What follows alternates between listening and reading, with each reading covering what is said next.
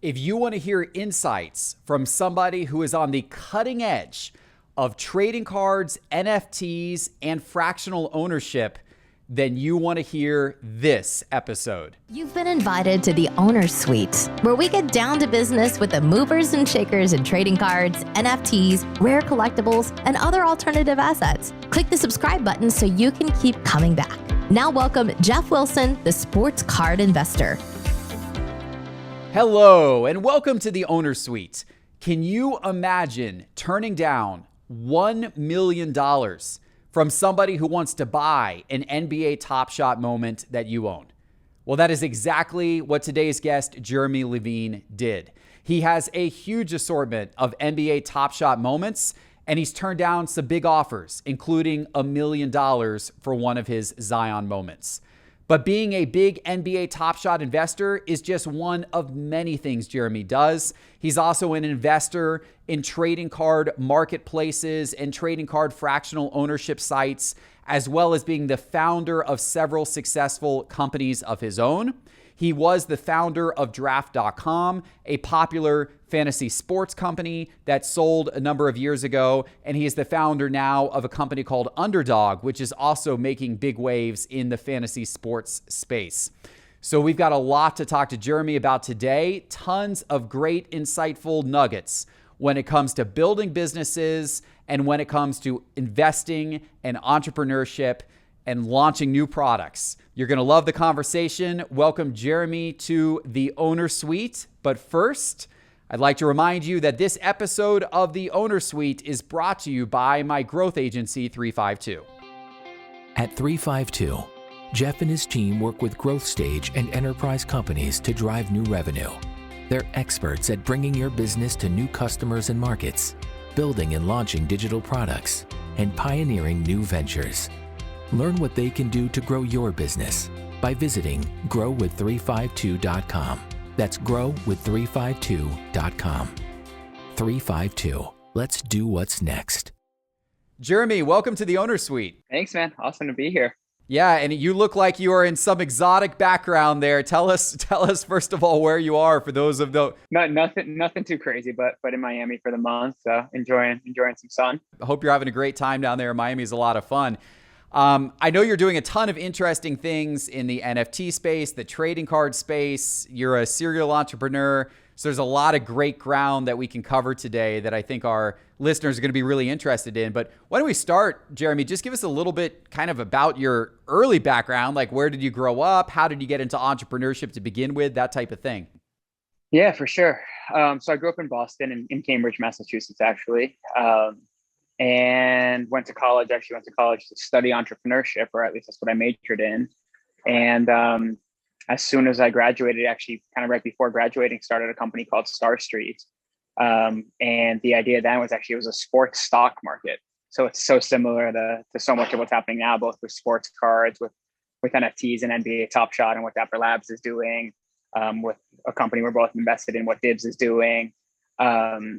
So had that idea just coming out of my childhood of collecting sports cards, right? As a kid, my favorite thing to do was to collect sports cards.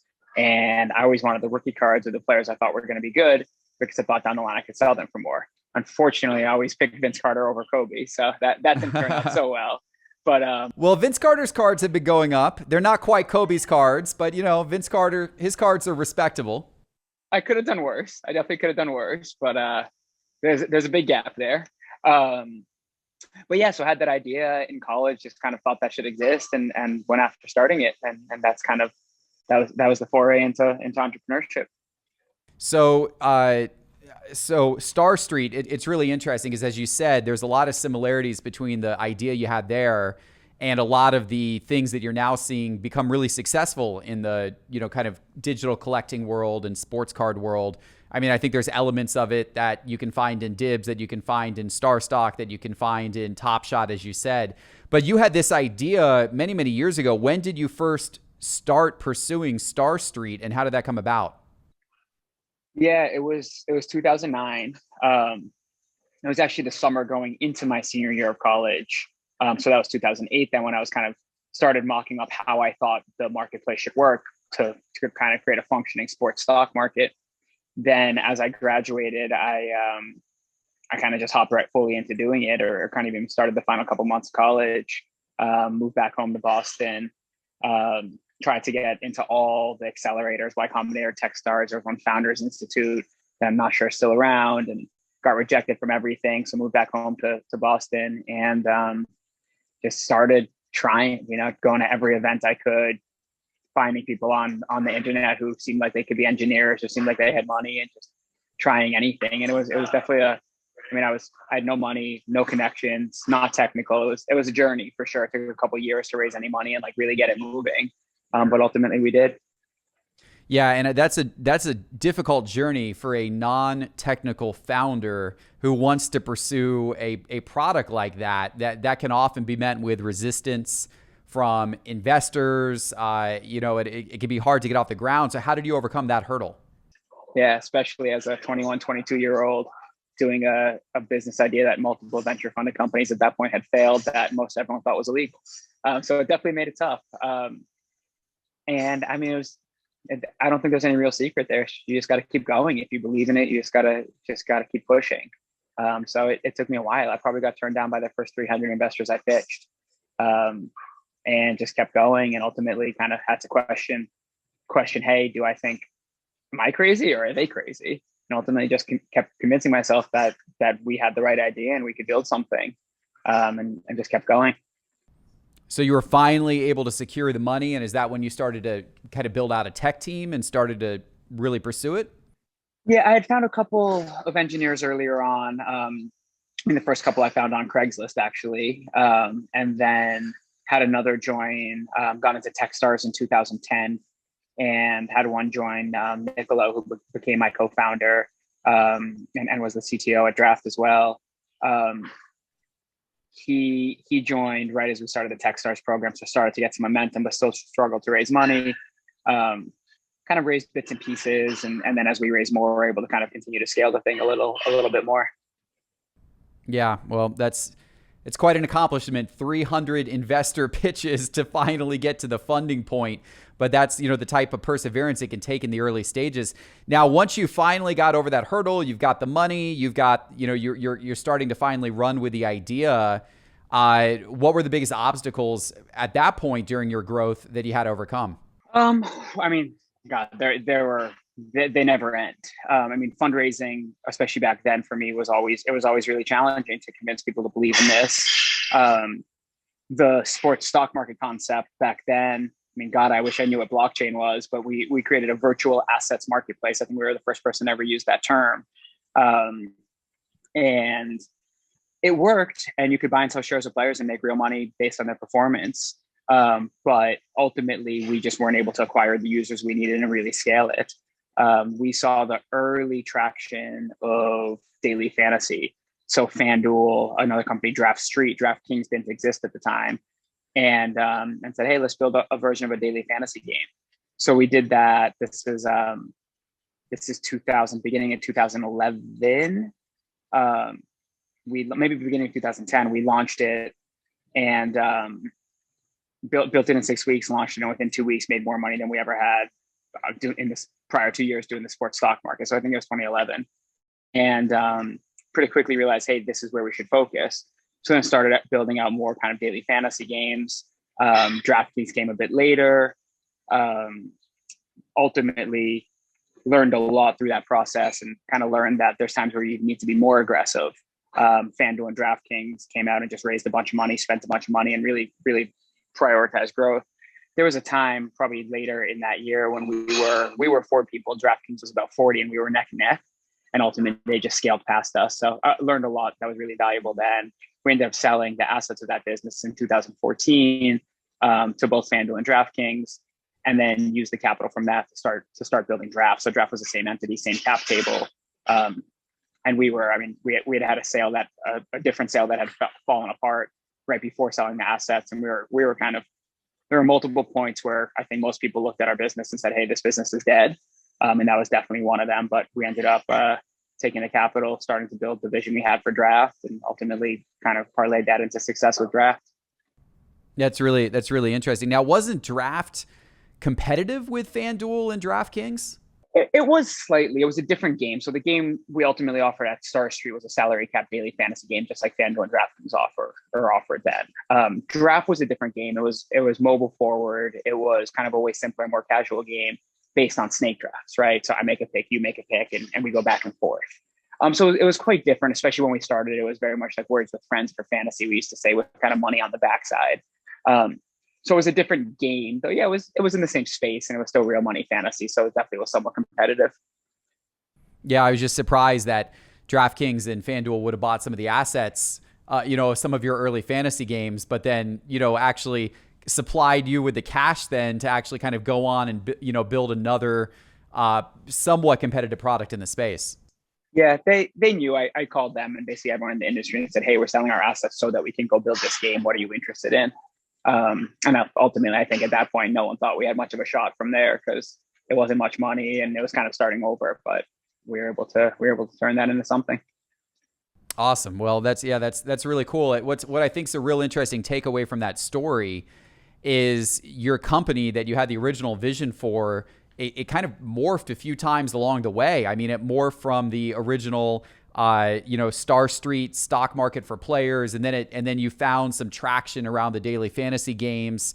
You were actually able to sell some of those for money and then use that money to fuel back into the business to create a kind of a different type of daily fantasy game. So it sounds like it was kind of a little bit of a wandering journey, but that is so often the journey that you hear startup founders take. I like to say that a lot of startups that you hear about the big successes, a lot of them are overnight successes that were 10 years in the making. And that seems to be the case with what you ended up doing there. Totally. That company was just a wild 10-year journey with lots of twists and turns, lots of near-death experiences. One of our very first investors, right after we ended up selling Draft, a friend of mine kind of helped throw me a party, got 100 bottles of champagne, was spraying champagne the whole night. One of the earliest investors came and said, hey, he's at a really reputable, he was at a firm, SV Angel, one of the top venture angel firms. And he said, hey, every Friday we put companies into different pools, right? We put companies into Deadpool, Success, like these different categories. And your company was in the Deadpool 3 different times. We've never had a company come back from the Deadpool before. So I enjoyed hearing that at that point, but it certainly made the ride a bit tougher and more interesting. Yeah, it's a cool accomplishment, though. It's a badge of honor to pivot and persevere through to that point. That's really cool, and I'm sure that made celebrating at the end of the journey all the more sweet. So that's an awesome backstory. You've done a lot of interesting things in those worlds. How does that translate to what you're up to now? I know you've done some different investing, both in companies as well as in collectibles themselves, and you got some other businesses going on. So catch us up with the current day.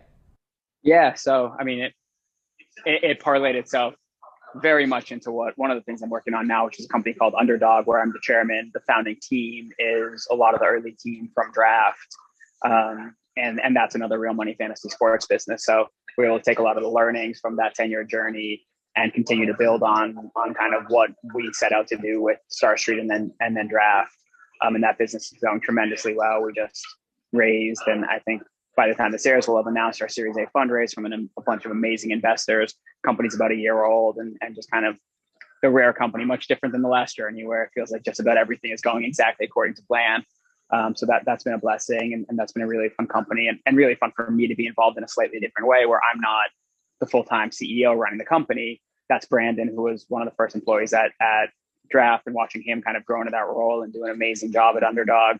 And for me, I'm there to help guide and to help enable.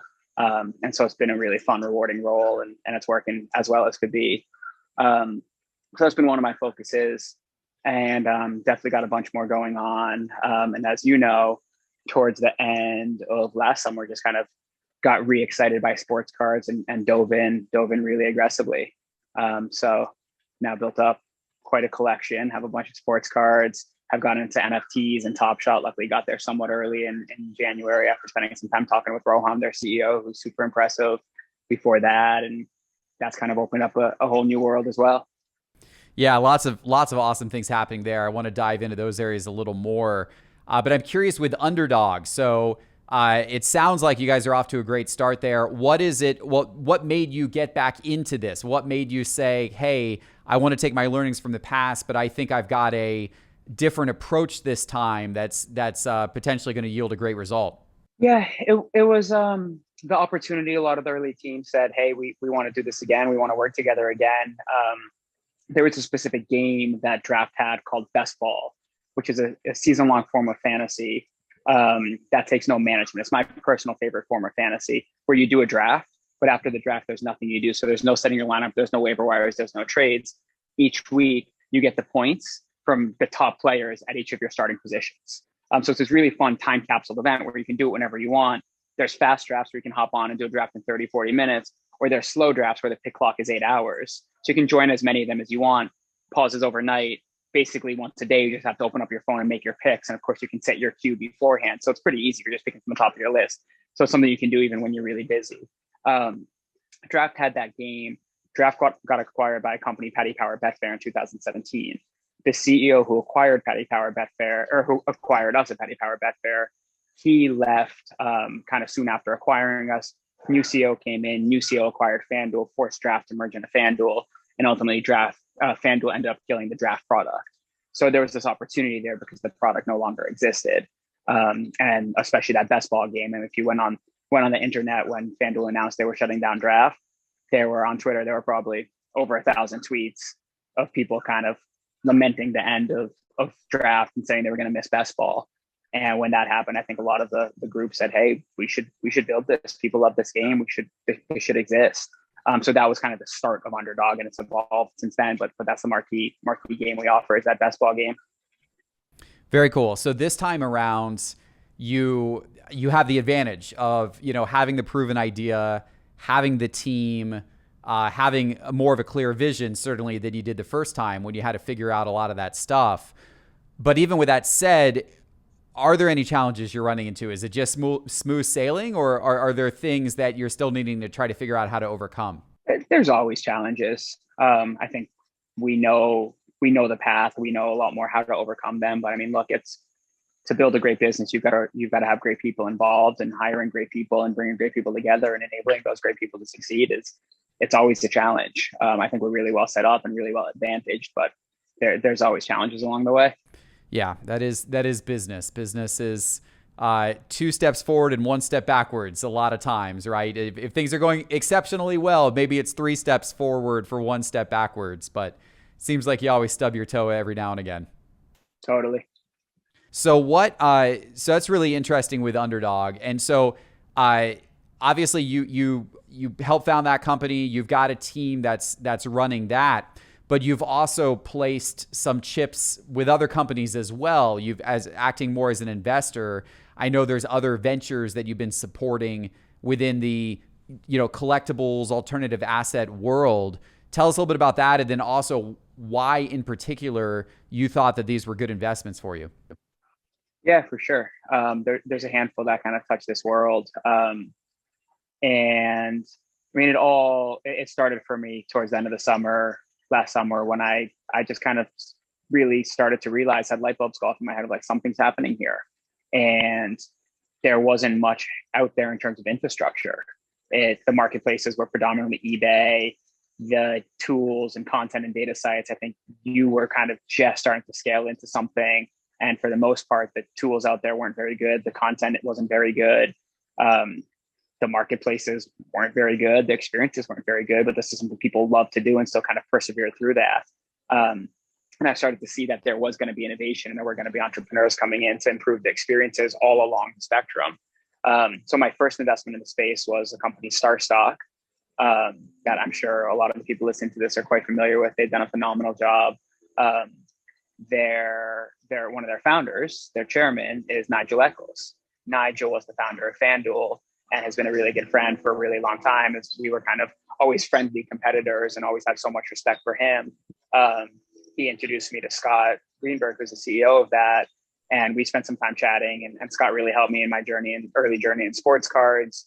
And I kind of just wanted to support Nigel, and seeing that was before I really realized there was something happening in sports cards where I'm like, this makes sense. Nigel believes in it. Scott seems great. Okay, I'm in. through that, I think learned a little bit more. I then got deeper, kind of started getting into sports cards and saw some of the pain points of dealing with the mail and storing your cards and selling the cards and just a lot of the challenges. I got connected to an entrepreneur, Leo Avidar, who's the founder of Alt, and immediately knew I wanted to be involved in Alt. And I've been a huge customer of Alt, right? Alt basically is where all my cards are either at StarStock, Alt, some at PWCC, but I use Alt and kind of have been able to interact with that team in lots of different ways, and it's been a phenomenal product. And now they've obviously launched their marketplace, so that was a no-brainer for me. I then a friend of mine started a company. This isn't quite sports cards, but Altan Insights. One of my best friends from the high school days, Russ, and right at the beginning of kind of COVID, he sent me a text saying, "Hey, I think I'm gonna write a blog to start covering the alternative investing space." And I was really familiar with Rally Road and Otis at the time. Know the founder of Otis well. The lead investor and board member from Rally Road was actually our lead investor at Draft, so I knew of that. And I'm like, do it, absolutely, and write to me, and I'll follow your lead. You tell me to invest in something, I'm going to do it. So that really helped get me into the alternative investing space or the fractional space with Rally Road, Otis, Collectible, and Russ has built an amazing business. I'm sure a lot of your listeners know that too, but Altan Insights gives you great kind of tools and advice on how to invest if you're going to be investing in Rally or Otis. And a lot of that crosses into the sports card world because a lot of what they're doing are sports cards now. So for people who know what's going on in the sports card marketplace, I think there's a lot of opportunities to make good money on the fractional investing companies. And then I learned from a really good friend of mine, Vasu, who runs a fund, Courtside Ventures, who I've known for 10 years, that he was investing in a company that was effectively doing a sports stock market. That company is called Dibs. And when I heard that, I obviously got connected to the founder there, Evan, chatted with Evan some. After I had a great first call, he sent me a bunch of materials. I actually called him back and said, "Hey, before I look at these, I want you to know this is something I've been thinking about my whole life, and something I actually want to exist. And if I don't think you're doing it the right way, there's a chance I end up competing, and I end up trying to do this in some capacity. Do you still want me to kind of open up those materials and look at them?" And I also said to them, "Hey, if I'm going to be involved here, I want to be involved, not just kind of write a check and be passive like I do in most investments I make, where obviously I try to help, but I'm not kind of actively spending a lot of time with this. This is something I've been dreaming about, and I think it can be massive. I totally believe that a sports stock market can be kind of the biggest form of sports engagement, right? Bigger than fantasy, bigger than betting, if it's done correctly. And I think sports cards currently are a vehicle for that. And what Dibs is doing is making it kind of even easier and more liquid. They're fractionalizing sports cards. So you can go on right now and just buy a tenth of a percent of a card you want, and do that in a really simple way, where ultimately the hope and the vision is you can really just invest in players with the sports cards as an underlying asset that someone doesn't need to think about so much, right? And I think that can be the ultimate level of success for them. So it's a company I'm really excited to be involved with that launched, I don't know, 3-4 months ago, and has been doing amazingly well. So you have been on the forefront of a lot of these different kind of emerging companies in the sports card space, in the fractional ownership space, in the alternative asset space. How do you have a sense for what is going to take off and what might not take off when evaluating these types of opportunities? Yeah, it's I don't know. It's just good. It's just understanding. Normally it's founders, right? It's getting to talk to founders and hearing their vision for the world and seeing if I believe in them and believe in their vision of what comes. I mean, in this space specifically, if going back to last summer, I had the thought, hey, there's going to be 5 times the collectors there are today, and within a couple of years. I don't know if you probably have more data than I on that, but my guess is we're certainly more than double, if not close to 3, 4, 5 times the collectors right now than we were at the beginning of last summer. And I don't think that's going to slow down. So that makes it a category where I think it makes a lot of sense to invest. Also, just looking around, if you look at the end of last summer, there just weren't many new businesses in the space. Everything was old, and there were ways to improve the experience, right? Again, the challenge in sports cards of dealing with eBay and the mail and sorting and grading. StarStock takes all that away. Dibs takes all that away. Alt makes a lot of it easier, right? So there's a lot of it was just clear to me there was a lot of room for improvement over the standard quo. And that's a great place to be investing. Yeah, anytime you can find that combination of a, big market where more and more people are joining the market every day and wanting to be part of it, but a market that has antiquated tools, antiquated marketplaces, antiquated technologies, there's a lot of investment opportunities that arise there. And yeah, we've seen that with sports cards and in the last few years. It's going to be interesting to see where things go from here. But the rate of innovation within the sports card hobby has certainly, gone up significantly over the last year. As some of these companies have come online, it's going to be exciting to see where the future holds. And where do you think the future holds? So we're going to talk about NFTs in a minute, but when it comes to actually these, physical collectible alternative assets like sports cards, do you think this just continues to be relevant for a long time? Why is this not just a bubble, in your opinion? With sports cards or NFTs? Sports cards. We'll talk sports cards right now. Cool. Look, I think more and more what things are worth are what people are willing to pay for them. And as more people come into the collecting cards, as more people come into thinking of them as investments, as they kind of become more mainstream and more part of the narrative and more part of pop culture, I think the momentum is going that way, and it would take a lot to change that. And I think as people are seeing, and especially like, it's so different from when I was collecting as a kid. Whenever I went anywhere, I was bugging my parents to go to whatever card shop there was, right? And but you have to go to a card shop. You get some cards. The store owner tries to buy some of them off you if he knows how much they're worth. If you end up holding them, you go find a Beckett and look it up to try to figure out what it's worth. And that's not even a real price. They just I don't even know where Beckett got their prices back then. It's kind of very illiquid. Now I hop in, I'm like, oh, this is pretty liquid. I mean, even with the challenges of eBay, it's still, you can buy a card. You can go on and buy cards right now. Today, I could buy some cards, probably get them within a week or so and can sell them. There's a lot to it, but it's a way more liquid investment. And now as this next level of innovation comes, I think it's just going to become a more and more liquid investment. And I think people will continue to believe in their value. Certainly, I have more concerns about the newer product and the product that comes next versus the older product, right? We're not making more Michael Jordan rookies. We're not making more Serena Williams rookies, and they're going to be the greats for a long, long time. But I think it's definitely interesting. And as I've kind of evolved through the hobby, I've early on, I came in right at the end of or right during the bubble was kind of when I made my first purchases. And I saw just all the basketball players kind of rising based on their performance, right? Jamal Murray, Donovan Mitchell were doubling in their great series they had against each other. I'm like, oh, shoot, you can play fantasy with this. And tried to do that in football, and it didn't go so well. Got a bunch of base prisms of Kyler Murray thinking, hey, Lamar Jackson's four times the price. That doesn't make sense. Kyler's got to come up. And instead, unfortunately, Lamar came down. And then kind of shifted my approach a little bit to be going after some of the rarer cards, some more legendary players. I've done a lot of vintage soccer. The pop counts are really low. Got a Muhammad Ali. I've got a lot of these alternative cards, the Rock rookie, the Bumblebee Tuna card, a lot of cards like that I've become more drawn to recently. Yeah, absolutely. Yeah, and I mean, I'm 100% with you. I think there's so much innovation happening in the space that's going to make the process more and more frictionless, that there's going to be opportunities abound. And as you said, thankfully they can't go back and print older cards.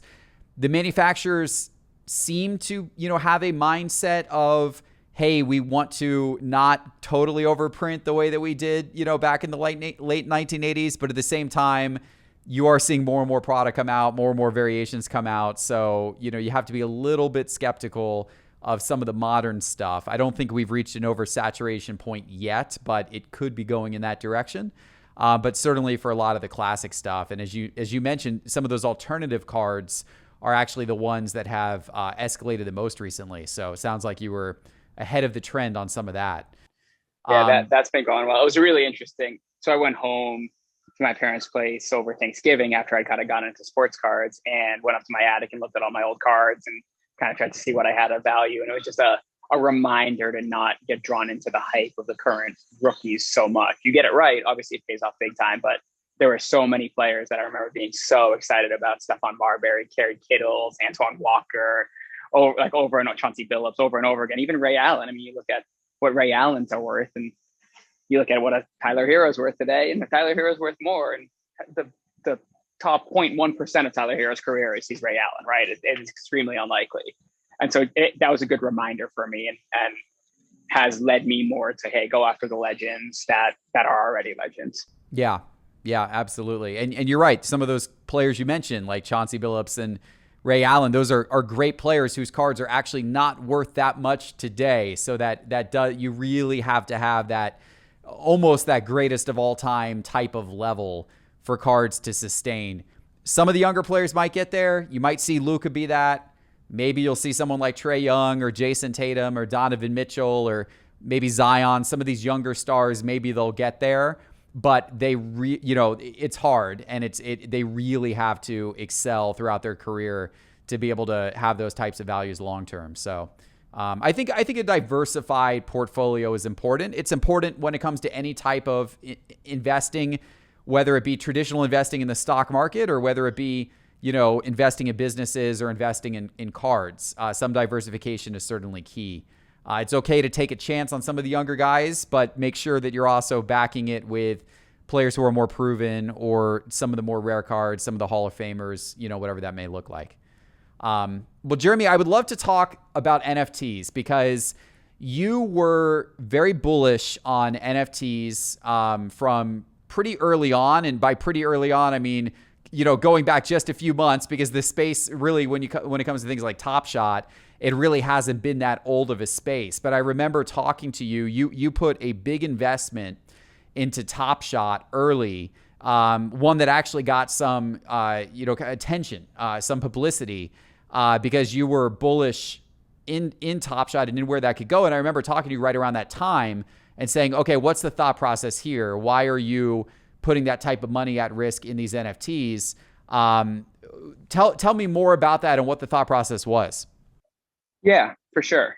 I think first off, I'd say I'm pretty not bullish on NFTs as a whole. And I think if you look at NFTs out there today and that are coming, I bet 99.9% of them end very close to valueless. But I do think there's some that there'll certainly be kind of cycles, but that will accrue value over time. And I very much believe in the NBA Top Shot assets, in the correct ones within there. And I think we've seen some of that even play out over the course of the last month or two as the market has come down, but some of the more marquee moments happened. It just made so much sense to me, right? We just talked about Star Street. I tried to start a sports stock market with virtual assets. It came from my vision of collecting sports cards and my childhood of collecting sports cards, and Top Shot to me is just their digital sports card. With Top Shot, it's been interesting to see a lot of people have had a challenge kind of understanding the value of assets, saying, hey, you don't own the video, you're not getting royalties on that. And it's funny for me, for people who come from sports cards, they don't own the picture on the sports card, and they're certainly not buying the sports card for the piece of cardboard it's on, right? It's simply a mechanism for an investment, and ultimately it's worth what someone will pay for it. So to me, when I kind of really understood what Top Shot was, I'm like, well, this is a digital form of sports cards. And by being digital, it removes a lot of the friction that comes with sports cards. You don't need to go onto eBay and deal with the challenges of eBay. You don't need to receive mail. You don't need to deal with grading. You don't need to deal with the selling process. There can be way quicker. It can be way quicker and more seamless. And so it made a lot of sense to me that this really could be something big.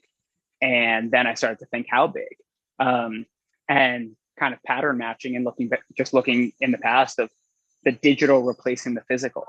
The digital always ends up way bigger, right? I remember early on in Uber's kind of life as a business, people were like, okay, what's the size of the taxi cab market? All right, that's what Uber can be. And Uber's got to be, I don't know, probably more than 10x bigger than the entire taxi cab market right now, right? And that very often happens when there's an improved digital form of something that was kind of old and physical. And so I started to think about, all right, what what could this be and what can happen here, and started to understand the company behind NBA Top Shot, Dapper Labs. Spent a good amount of time with their CEO, Roham, who's extremely impressive.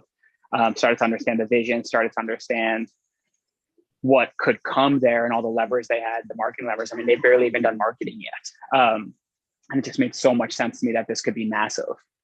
So I ended up making some investments and kind of progressively invested a little more over time. Ultimately, my belief is that the best investments on that platform, and if you're looking to invest today, it's go after the rookies, right? I do think it will trend to sports card behavior, and you look at sports cards and rookies accrue the value. I'd say go after the rookies, and then go Series 1 is unique, right? Because it's everyone's rookie. So you start to think about, all right, you look at 2012 Prism, where it's everyone's first Prism, and obviously those Prisms, even for non-rookies, are more valuable than the following year Prisms. So that got me thinking, all right, you look at a LeBron James here, and LeBron, certainly if we're using kind of the multiples of rookie cards, is way undervalued versus anyone else. But it's not truly a rookie, it's a Series 1. But a Series 1's only, 4 times the price of a Giannis. And we know from sports cards that LeBron should be worth a lot more than 4 times a Giannis, right? So I think that kind of steered me to go get some of the premium LeBrons and go after the premium rookies. And my biggest investments have been in LeBron and Ja and Zion. Neat. It's going to be really fascinating to see how that turns out. And are these are long-term holds for you? These are ones that you think, hey, I'm not looking for a quick flip, or is there a number that you would get out of these at and sell them at? I mean, look, there's always a number, but my intent currently with those kind of marquee moments, marquee positions, are to hold them forever. And that certainly may change based on either personal circumstance or belief of what the assets will be in the future or other investment opportunities. I bought the Zion Williamson #1 Holo, which is arguably one of the very best moments on there. There's kind of, in Top Shot, people value jersey numbers, people value serial number 1, I think more so than they do in cards for both of those. And that's got the double of being his jersey number and serial number 1 for Holo, which Holo and Cosmic are probably the top two series or sets on there. I bought that for $100,000 end of January, early February, and have been offered $1 million for that already and turned that down. So yeah, I think that has a chance to be worth a lot more in the future. And I wouldn't be surprised if it's more valuable in 10 years than any Zion card is. Yeah, it's going to be fascinating to watch. Now, why Top Shot and not all of these other NFT projects? You said, which I agree with, that probably 99% of all these new NFT projects that are spinning up aren't going to hold value, but you're a firm believer that Top Shot will. Yeah. Look, I think a lot of the NFT projects are coming. They need to really have a narrative and a reason that people will keep paying attention to them. I think some art will, very much similar to art in the real world, which I've never really understood deeply, but it makes sense to me that some artists are valuable and some works from some artists are valuable and some aren't. And I think that would be similar with art. I think some of the utility NFTs like Zed, where you can own a horse, race that horse, make money as you race that horse and breed that horse, I think that makes some sense. And I think those may end up holding and accruing value. But Top Shot, to me, it's the same reason that I think sports cards are valuable and more interesting to me than most other collectibles. And it's similar to a conversation I used to have around my businesses in the past, where a lot of investors would say, well, you're a games business for fantasy sports, or a games business, you're a hits-driven business. To which I always argued, the sports are the hits, the sports are the content, right? And it's always changing. There's always narratives. There's always interest. Like, we don't need to do the marketing. The sports are doing it for us. And I believe the same thing with Top Shot. I believe the same thing with sports cards. Yeah, that's true. That's true. People love sports, and this gives people a mechanism to feel like they're participating in that experience more. We saw it during the pandemic. I mean, I think one of the large reasons why the growth of sports cards was fueled at the beginning of the pandemic was all sports were paused. There couldn't even be fantasy sports or sports gambling during that time as a result, yet people have an extreme passion for sports, and they were getting their sports fix by being able to buy and sell sports cards and watch the market change. And in many ways, that itself is a game, and you can see what players are winning and losing by, how the market prices are changing of their cards. So I think a lot of people love that aspect of it. I totally agree. Totally. Yeah. Sports are unique. There's nothing else in our culture quite like sports. So where is this all going? If you had to paint a picture of the future, what this type of alternative asset investing of any type, NFTs, sports cards, other mechanisms, might look like 5 years, 10 years from now, what do you think the future holds? It's interesting because it's so much of the vision I had as a child and building Star Street, and this kind of vision behind invest in what you love. And I think there's probably more people who love sports and love certain players than there are who love a specific company or love the financial kind of elements of investing in the stock market. Look, I think both sports cards and the kind of Dapper Lab style sports cards, similar NFTs, have a chance to really grow and continue to turn into real financial instruments. And I wouldn't be surprised if they're easier to trade and they get continually easier to trade and more liquid. And there's the ability to day trade them, to play in-game fantasy with them, basically by buying and selling, to trade on kind of any narrative and belief you have. And I expect, we're already seeing it. We're seeing funds come into sports cards. We're seeing funds come in NFT. We're seeing tools and data and content be built out. I think that will all continue to kind of create more and more of a foundation. You'll see more capital coming in, more attention coming in from media and press, more content, more people in it. And it will just continue to grow, and money will continue to come into it, and asset values will continue to rise. So I've allocated a good amount of my kind of personal capital to these alternative investments. And I think they're about as good of an investment as you can make right now. It's an exciting time to be in all of these different worlds. You, Jeremy, have found yourself on the forefront of a lot of it. This has been a great conversation. I appreciate all of your insights that you shared with the audience today. If people are interested in keeping up with you, what's the best way for them to see what Jeremy's up to? Yeah, Jer Levine everywhere is my handle. JerLevine. And then on Instagram, if you want to follow the sports card purchases, it's Jer Likes Cards. So those are the places. Fabulous. Jeremy, appreciate it. Thanks so much for joining the Owner Suite. Cool. Thank you, Geoff. Always a pleasure. Thanks for joining us in the Owner Suite. Please click subscribe if you enjoyed the conversation, and leave a review to help spread the word. Follow Geoff on Twitter and Instagram at Geoff352. And check out Geoff's growth agency, 352, at growwith352.com. See you next time in the Owner Suite.